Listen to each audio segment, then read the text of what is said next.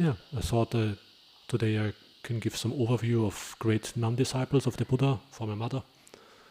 And so at the time of the Buddha, there were already, before the Buddha attained awakening, there were already large groups of male religious practitioners who had gone forth into homelessness, who lived a sort of monastic life. So that existed already, but no large groups of women who had gone forth. So there were some rare cases where individual women would leave their wealth and their family life behind and went forth into homelessness and became some spiritual seekers. But large monastic order of women was something new at that time of the Buddha. And so maybe a good point to start is the Buddha's own relatives, the Sakyan ladies. So, as you probably know, the Queen Mahamaya died 1 week after she gave birth to the Bodhisatta, the Buddha to be. So the biological mother of the Buddha passed away 1 week after his birth. And so Queen Mahā Pajāpati, the second wife of his father, she brought up the little Bodhisatta, just like if he would be her own son, her own child, with her own milk, as it says in the suttas. And so after many Sakyan men had gone forth and became monks already, and also a large number of Sakyan women from the clan of the Buddha had already realized the Dhamma and became noble disciples, then they also wanted to join the monastic order. And so Queen Mahā Pajāpati, the woman who brought up the Buddha, became the first Buddhist nun. And one relatively well-known teaching that the Buddha gave to Mahā Pajāpati is like a compass for Dhamma practice, in the sense that which things are the Dhamma, the teaching of the Buddha, or which kind of things lead us in the right direction if we practice them. So a short discourse in the Anguttara Nikaya.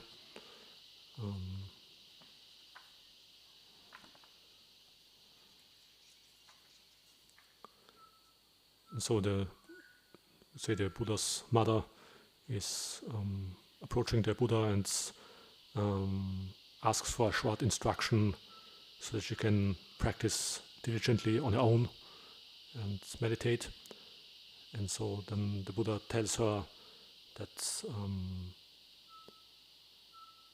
of those things, if you know these things leads to dispassion and not to passion, if they lead to detachment and not to bondage, if they lead to dismantling and not to building up, if they lead to being unambitious and not to being ambitious, if they lead to contentment and not to non-contentment, if they lead to solitude and not to delighting in company, if they lead to arousing of energy and not to laziness, and if they lead to being easy to support and not being difficult to support, then you can recognize that this is the Dhamma, this is the discipline, and this is the teaching of the Buddha. So giving here some direction in terms of which those qualities which leads to, for example, to arousing of energy rather than being lazy, or to solitude rather than to company. If you do something and it leads, if this practice leads in this direction, then it's going in the right direction. And so giving you some overview, how can you recognize the Dhamma, or if something, if you practice it, leads in the direction of the Dhamma, in the direction the Buddha is pointing to.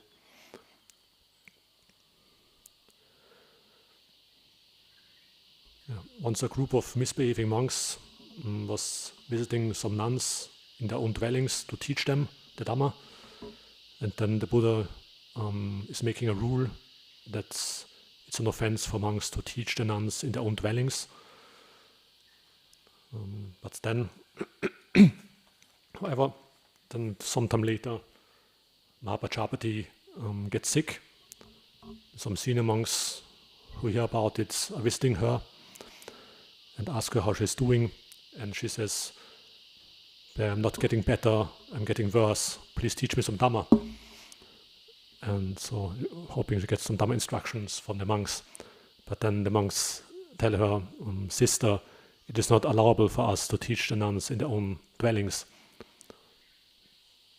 And so, but then later in the morning, also the Buddha comes to visit Mahā Pajāpati and inquires about her health.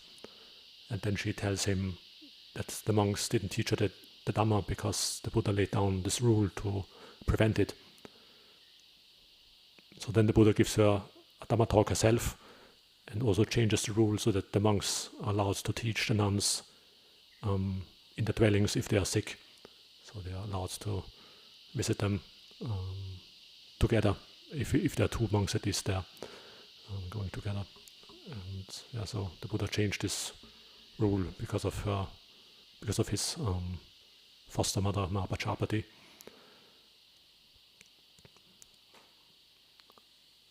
Also once Mahā Pajāpati especially made some robes and wanted to offer them to the Buddha. So especially doing some sewing for him. But then the Buddha tells her she should give it to the Sangha.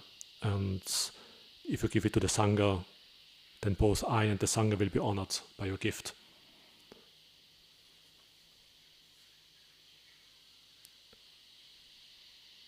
Then he says that an offering to the Sangha brings greater results than an offering to an individual. Probably he knew that Mahā Pajāpati just wanted to specially offer something to the Buddha because of her special affection for him. But so he tries to widen her generosity to the whole monastic community rather than just giving only personally to him.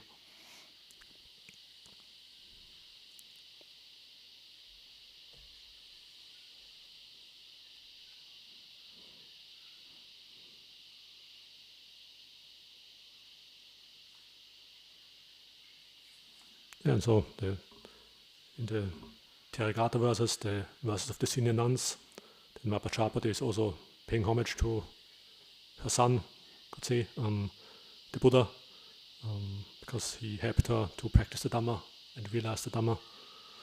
And so these are the short Therigatha verses of Mahā Pajāpati. Awakened one, hero, homage to you, highest of all beings, who has liberated me and many other people from suffering. I've comprehended all suffering, dried up craving, the cause, developed the Eightfold Path, and realized cessation.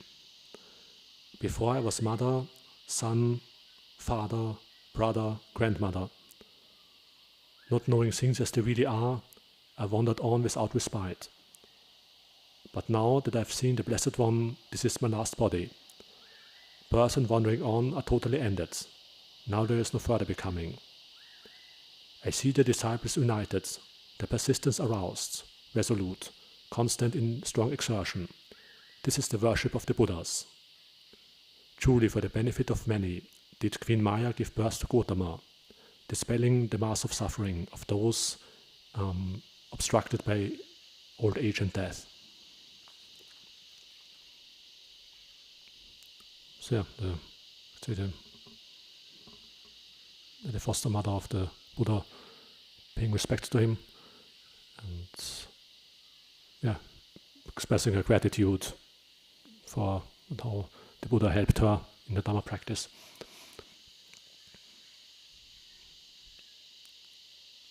Additionally to bringing up the Bodhisatta, the Buddha to be, Mahā Pajāpati also had two children herself, and one son, Nandā, and a daughter, Nandā, with a long A at the end.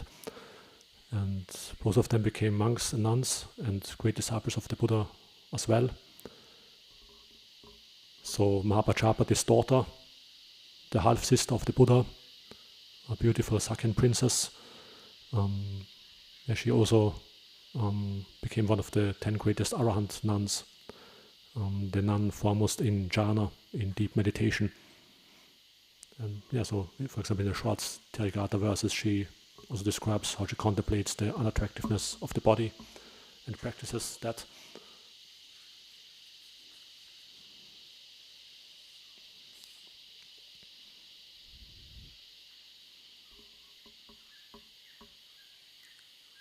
Then the former wife of the Bodhisatta, Rahula's mother, Yasodhāra, also became a nun, the nun foremost in higher knowledge. So one can see that also the wife of the Bodhisatta had very outstanding spiritual qualities. That's one of the 10 greatest non-arahants. So you can see in the canon of the Buddha, various people were reborn together with very outstanding qualities, and then many of them realized the Dhamma, led by the Buddha. The mother of the Buddha, the half-sister, the former wife, and all these people.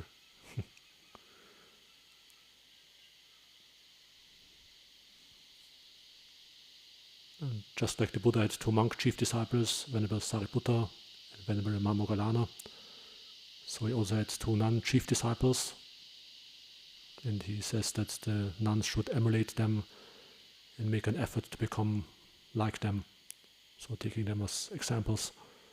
And this were Sister Khema, the nun foremost in wisdom, and Sister Upalavanna, the nun foremost in psychic powers.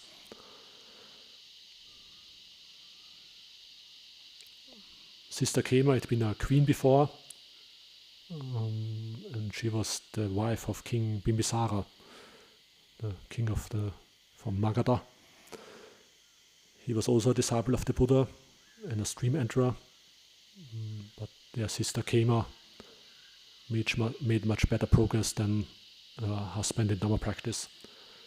So the King Bimbisara himself, he passed away as stream enterer and was reborn only as a yaka, where she became an arahant. So it's a big difference in terms of Dhamma realization.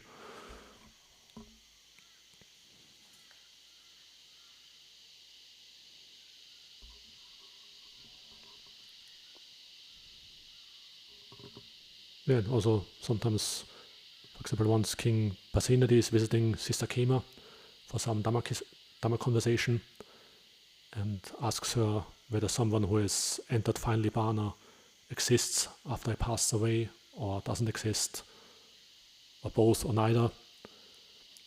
And so Sister Khema answers that these 4 cases don't apply because the Buddha or an Arahant is completely liberated from all form and feeling and perception and volitional formations and consciousness. So she gives a simile.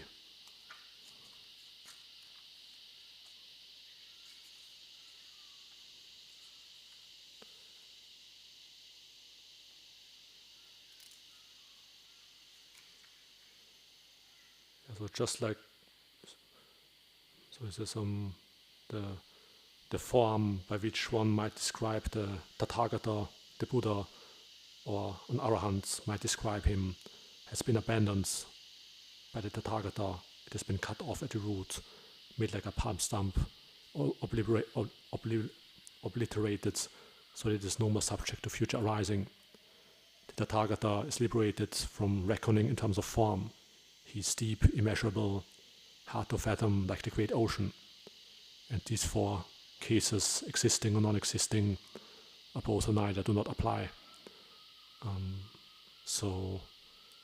Giving her this explanation about the final liberation of someone who has attained final Nibbana. And then King Pasenadi goes to the Buddha and asks him the same question. And the Buddha answers exactly like Sister Khema. And so, King Pasenadi King Pasenadi is very pleased that the disciple says exactly the same like the teacher, and expressing the same realization of the Dhamma.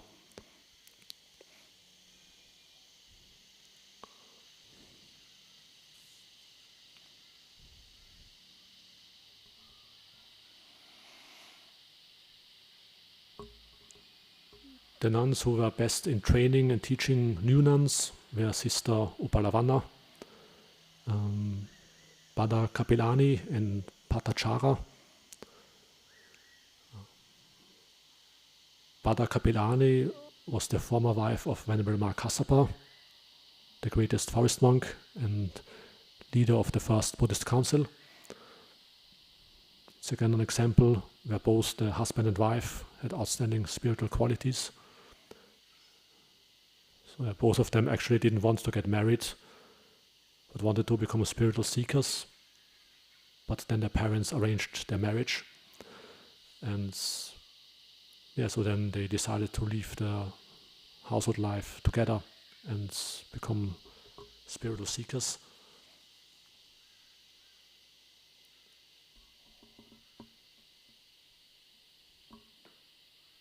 And so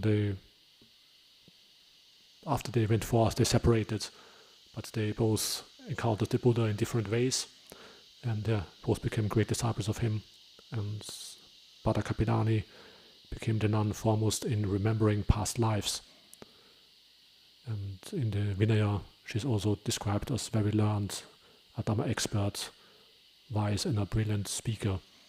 So and also some great teaching ability, and one can see in the Vinaya, in the monastic discipline, that she was one of these senior nuns who was teaching many other nuns.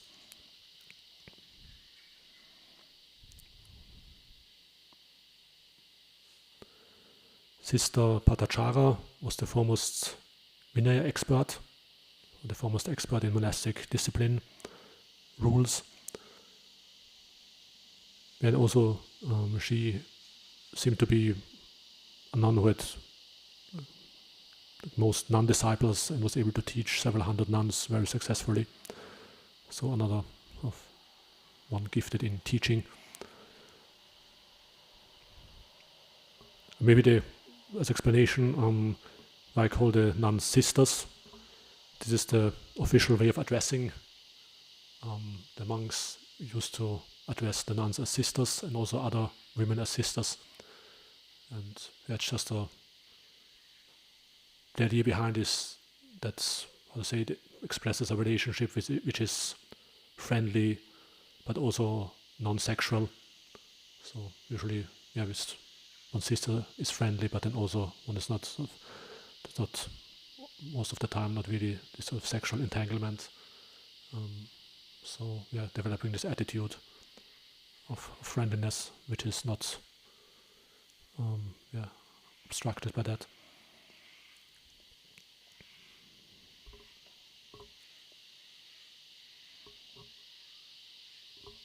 The nun foremost in putting forth energy and effort was Sister Sona. She ordained already when she was older, and she had given birth to 10 children. So you can see with different monk disciples and nun disciples, then some people become great arahants where actually don't think that might be possible.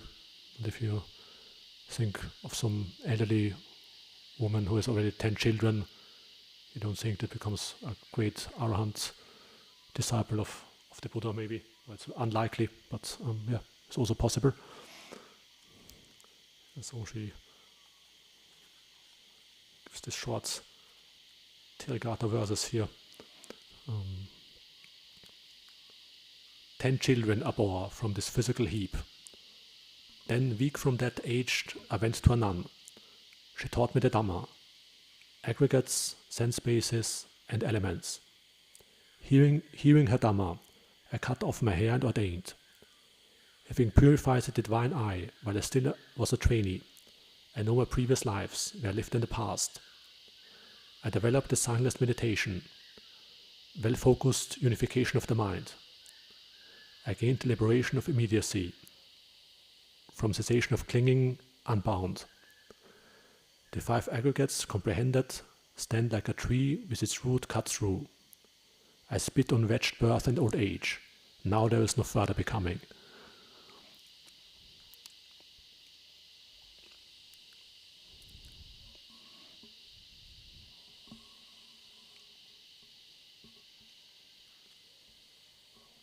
Yeah. Also other great disciples of the Buddha had relatives who also joined the monastic order.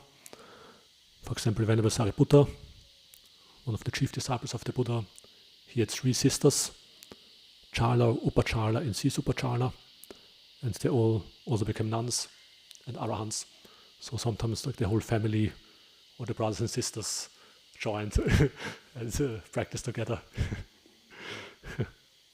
Yeah, so sometimes, yeah, you can see the different possibilities.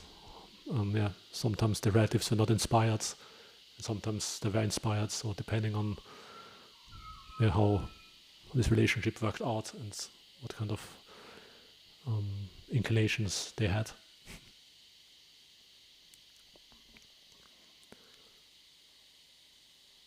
The places where you can find teachings and verses of the nuns are found in the Samyutta Nikaya. Like in the beginning, the first part of the Samyutta Nikaya, there are some verses of nuns, some short collections, and then also in the Majjhima Nikaya, a few teachings of the nuns, and then in the Therigātha, the verses of the senior nuns, in the Khuddaka Nikaya.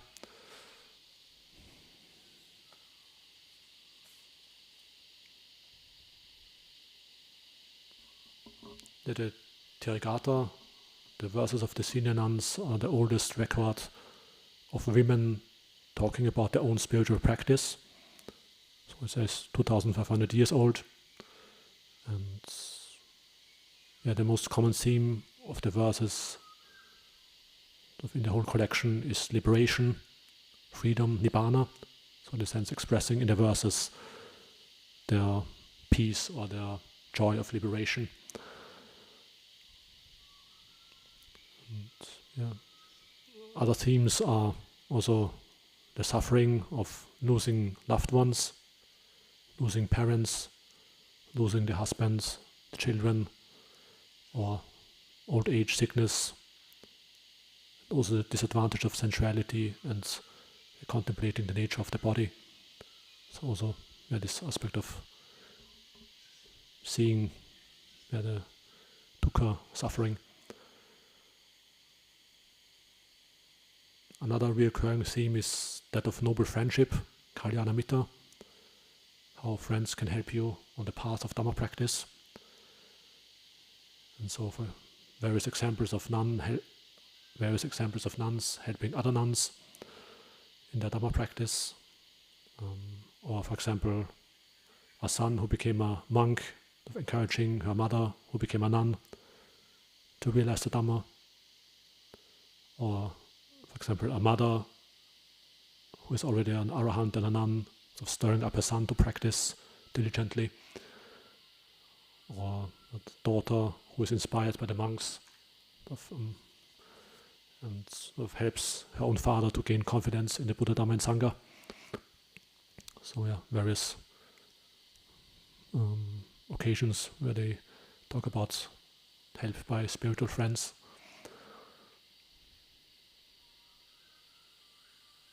The Therigatha contain about 500 four-line verses, and I would say that the inspiring theme is that all these women from various very different backgrounds were able to realize freedom and liberation.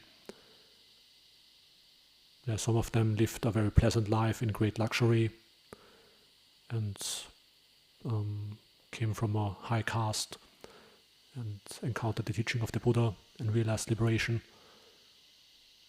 Some had very tragic lives, experienced great misfortune and lost everything and encountered the teaching of the Buddha and also realized liberation. So these verses of the senior nuns are a good reminder that we have this opportunity to realize freedom that even in the most difficult or tragic circumstances, then we can contemplate or change our life and our mind and practice the Dhamma and realize liberation.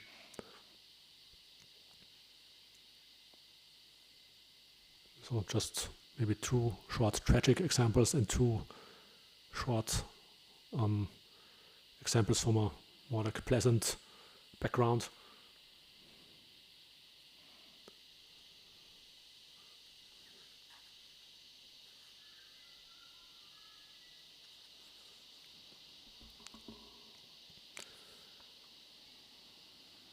This is the nun Candā. She tells how she lived before and then how she encountered the Dhamma. And so she says, "Before I had fallen on evil times, no husband, no children, no relatives, friends, no way to obtain clothing and food. So taking a staff and bowl in hand, begging for alms from house to house, feverish from cold and heat, I wandered for 7 full years. Then seeing a nun obtaining food and drink, I approached her and said, 'Let me go forth into homelessness.'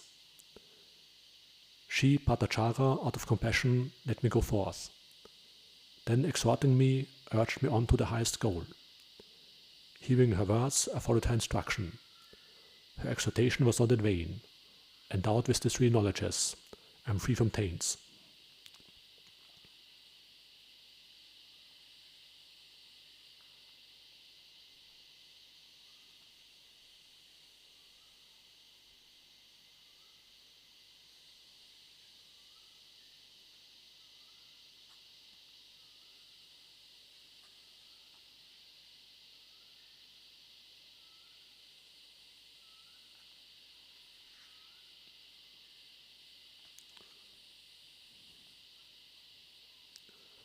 Ornamented, well-dressed, garlanded, sprinkled with sandalwood, covered all over with jewelry, surrounded by a group of slave women, taking food and drink.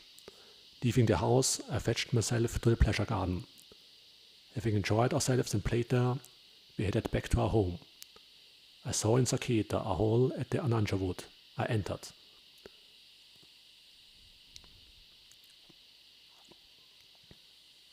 Seeing the light of the world, I paid homage, sat nearby. He, the seeing one, out of compassion, taught me the Dhamma. Hearing the great seer, I fully penetrated the truth. Right there I realized the Dhamma, the stainless, the deathless state. Then, knowing the true Dhamma, I went forth into homelessness. The 3 knowledges are attained. The Buddha's teaching has been done. It was Sujata and another one, Anupama. Born in a high-ranking family, with much property, great wealth, perfect in complexion and figure, I was the daughter of Macha, the treasurer. Sons of kings sought for me, rich merchant sons longed for me. One of them sent my father a message, saying, "Give me Anupama. I will give in return 8 times her weight, in jewels and gold." But I, having seen the awakened one, unsurpassed, excelling the world, paid homage to his feet, sat down to one side. He, Gotama, out of compassion taught me the Dhamma, and as I sat in that very seat, attained the 3rd fruit of non-return. Then I cut off my hair and went forth into homelessness. Today is the 7th day since my craving withered away.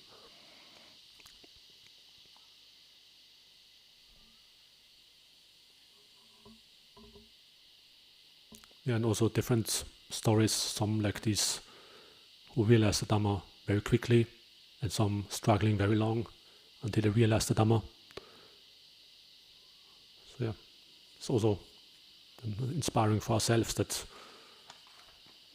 seeing all these disciples who have overcome various difficulties, that they also, all these people, these noble disciples started as ordinary people, just like we ourselves.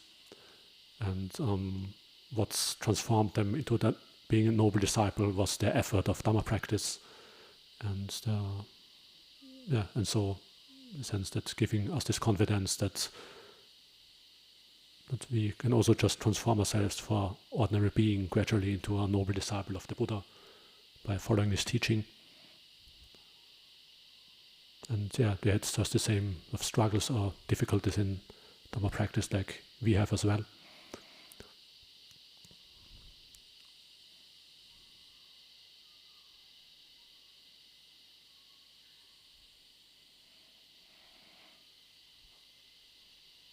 You also will notice there's nothing particularly feminine about the Therigatha verses.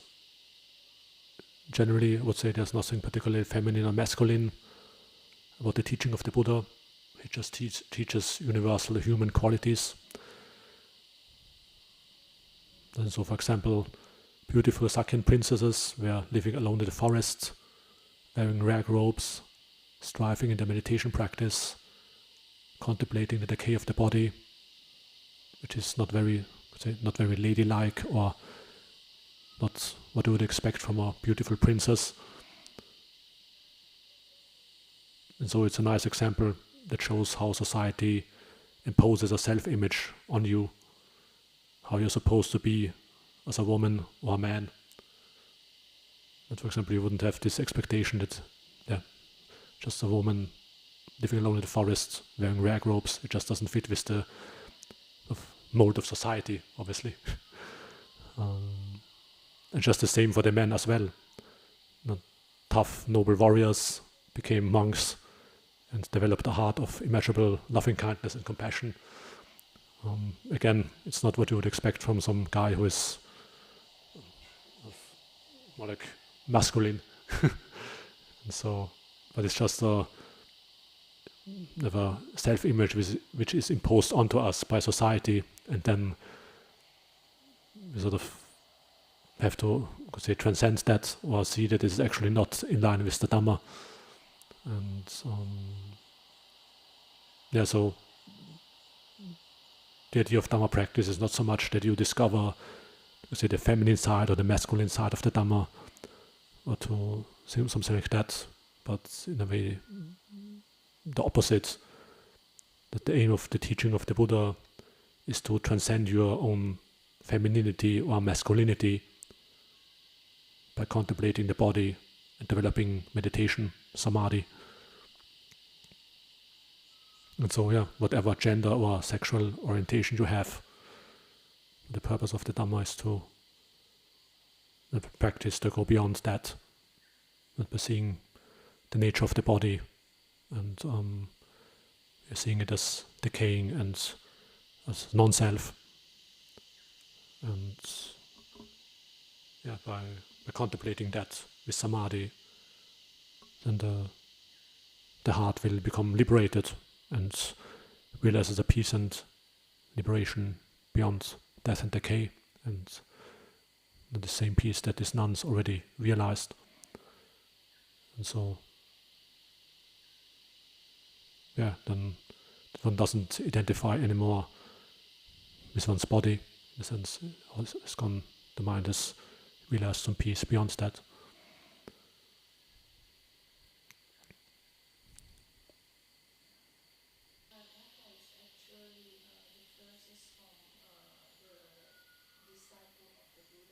Yes, exactly. So the Therigātha are the verses of the senior nuns. So Theri means senior nun, Therigātha. So Theri means senior nun, and Gātha means verse. And Therigatha. And so there's also then Therigatha. Thera means senior monk, and so the verses of the senior monks. So there are two collections, one Therigatha for the monks and one Therigatha of the nuns with verses. And some of them are actually more or less unknown, just maybe a few 4-line verses, or even longer ones which are not really that much known.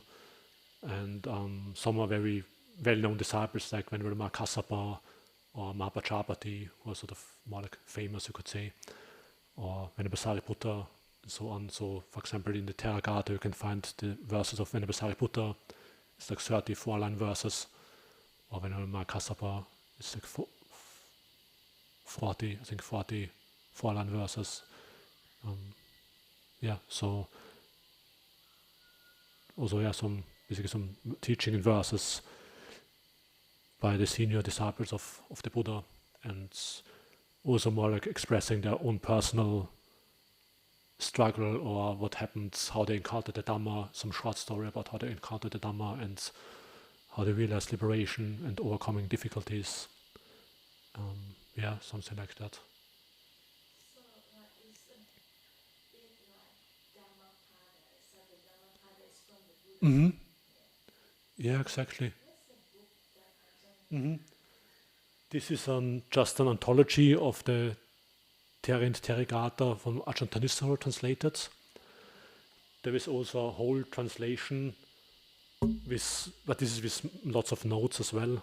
So the actual verses, for example, of the nuns, the verses of the nuns would be just like this much. And this is like notes, end notes, and various comments and so on. So it's like 500 four-line verses, for example. And so there's this translation called Anagarika Mahendra, which is the complete Ther and Therigātha. But then there's also a PTS complete translation and maybe one or two other translations of them. And the other book is that's all Therigātha, that one? The other one, this is both Thera and Theri, but only a few. There's only very few actually. The whole one is much thicker. Ajahn Thanissaro just translated a few that he liked most and didn't translate everything. Maybe we have it. Otherwise, I can just email it to you, the ebook. But I can have a look. I can easily find it. Okay, for me it's easy to find usually. So you get also some impressions then in the sense of maybe some personal qualities of the great disciples of the Buddha. So it's also nice for that purpose. Like for example, when we Sariputta's Therigātha verses or when we remark Kassapas, you get some kind of expression of their inner dwelling or of their state, what were their most outstanding qualities expressed in poetry. So, and then at the end of the Therigatha, the foremost poet of the monk Sangha gets his great appearance on the stage, or to say, is some the longest section of the Therigatha is from the foremost poet in the Sangha, then some verses that he spoke on various occasions. You can also notice it's more like arty poetry than the other monks. It's interesting.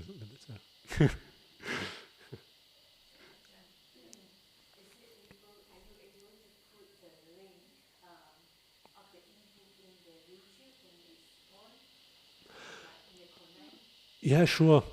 This one. Yeah, sure. Yeah. I think it's nice, inspirational reading that you just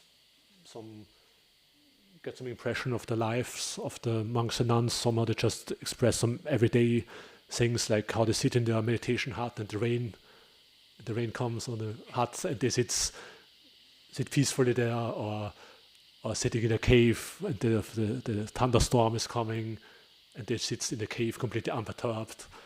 Sometimes it's just like to get something from the everyday life, and sometimes something from the inner qualities and how they were living, and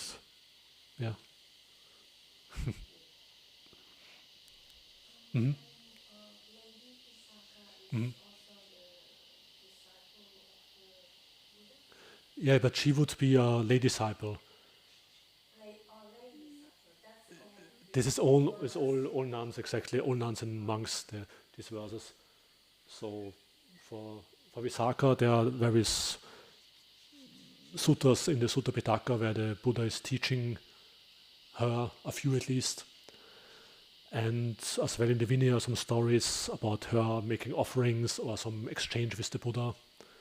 Similar with Anathapindika, for example, there wouldn't be any, the foremost lay supporter of the Buddha, there wouldn't be any Therigatha verses by him, but there would be some discourses of the Buddha that he gave to him, and then some stories in the Vinaya about different exchanges and things that happened.